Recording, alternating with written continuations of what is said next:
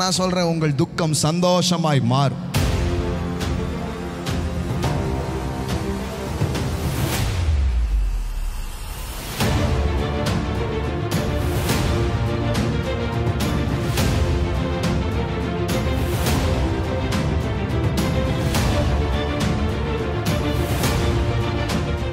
பண்டிகைக்கு கடவுள் எதிரானவர் கிடையாது.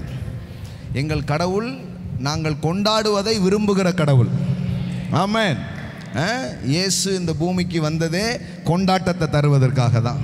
திண்டாட்டத்திலிருந்து கொண்டாட்டத்துக்கு வாழ்க்கை போடணுன்றதுக்கு தான் யார் வந்தா? இயேசு இந்த பூமிக்கு இறங்கி வந்தார். ஆமென். அதனால் பண்டிகைகளுக்கு தேவன் எதிராக அல்ல. ஏன்னா தேவன் தன்னுடைய ஜனம் சந்தோஷமாக இருக்கணும்னு என்ன பண்ணுறாரு? நினைக்கிறார். பக்கத்தில் பார்த்து சொல்லுங்கள், நீங்கள் சந்தோஷமாக இருக்கணும்னு தேவன் நினைக்கிறார். ஏன் மூஞ்சி இப்படி சுருங்கி இருக்கு? நல்லா இருங்க, பிரைட்டாக இருங்க. சில பேருக்கு என்ன தான் வாழ்க்கையில் நல்லது நடந்தாலும் அப்படியே இருப்பாங்க. அதான் நல்லா ஆயிட்டலாம், இல்லை இது எத்தனை நாளைக்கோ தெரிலமா, மண்டையிலே போட வேண்டாம். அப்போ அதுவே ஒரு பயம். அதெல்லாம் ஒரு மோசமான ஆட்டிடியூட் பாருங்களேன். கர்த்தர் உங்கள் அழுகையெல்லாம் நிரந்தரமாக உங்கள் வாழ்க்கையை விட்டு நீக்கி உங்களை ஆனந்த தைலத்தினால் உங்களை நிரப்புகிற ஒரு தேவனாய் அவர் இருக்கிறார். ஆமென். சோகம் கிறிஸ்தவ வாழ்க்கை கிடையாது. கண்ணீர் கிறிஸ்தவ வாழ்க்கை கிடையாது. கண்ணீரை களிப்பாய் மாற்றுவதுதான் கிறிஸ்தவ வாழ்க்கையாக இருக்கிறது. ஆமென். இந்த மதம் உள்ள நுழைஞ்சி ஒருத்தன் அழுதாதான் பெரிய ஆவிக்குரியவன் மாற்றி விட்டாங்க. யாரெல்லாம் கண்ணு செவக்க ஊன்னு அழுதாங்களோ அவங்க தான் யார்? பயங்கரமான ஆவிக்குரியவங்க என்ன பண்ணிட்டாங்க? மாற்றி விட்டாங்க. இல்லைங்க, ஆவியின் கனியில் கண்ணீரே கிடையாது. தேவனுடைய ராஜ்யம் அதில் கண்ணீர் இருக்கா? தேவனுடைய ராஜ்யன்றது என்னது? நீதியும் புசிப்பும் குடிப்பும் அல்ல, நீதியும் சந்தோஷமும் சமாதானமும் தான். என்னது?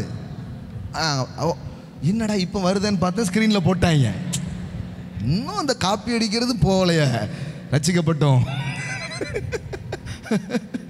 புசிப்பு அது நீதியும் சமாதானமும் பரிசுத்த ஆவியினால் உண்டாகும். எல்லாம் சொல்லுங்க. ராஜ்யம்னா சந்தோஷம் இருக்கும், சமாதானம் இருக்கும். அதுக்கு பேர் தான் ராஜ்யம். மீதி எல்லாத்துக்கு பேர் பூஜ்யம். ஆமென். சர்ச்சில் என்ன சிரிப்பு அப்படின்னாங்கன்னா அப்போ எங்கே சிரிக்கணும்? சினிமா கோட்டையில் சிரிக்கலாம், எங்கே சிரிக்கக்கூடாது? அப்படியே ஒரு ரிலீஜியஸ் சென்டராக மாற்றுறது தான் பிரச்சனை. பாருங்களேன், அப்படி கிடையாது. நீங்கள் வரும்போதை விட இன்னும் போகும்போது அப்படி போகணும். ஆமென். என் ஜெப வீட்டிற்கு கொண்டு வந்து அங்கே அவர்களை கும்மாங்குத்துன்னு குத்தி அவர்களை உருண்டு பிறண்டு அழ பண்ணுவேன் அப்படின்ற வசனம் எங்கே இருக்குன்னு எனக்கு தெரில. ஆனால் வசனத்தில் விதமாக சொல்லுது, என் ஜெப வீட்டிற்கு அவர்களை கொண்டு வந்து அங்கே அவர்களை மகிழ பண்ணுவேன். எல்லாம் சொல்லுங்கள், மகிழ பண்ணுவேன். கடவுள் இன்னைக்கு காலையில் உங்களை கொண்டு வந்திருக்கிறாருன்னா உங்களை சந்தோஷமாக்குறது கொண்டு வந்திருக்கிறாரு, உங்களை மகிழ்ச்சியாக்குறது கொண்டு வந்திருக்கிறார். ஆமென். ஏதோ ஒரு துக்கம் உங்கள் மனசில் ஒட்டிக்கிட்டு இருக்குது பாருங்க, அதை கூட தொடச்சி போடுறது தான் அவருடைய நோக்கமும் அவருடைய திட்டமுமாய் அது இருக்கிறது. ஆமென். ஸோ நான் சொல்கிறேன், உங்கள் துக்கம் சந்தோஷமாய் மாறும். ஆமென்.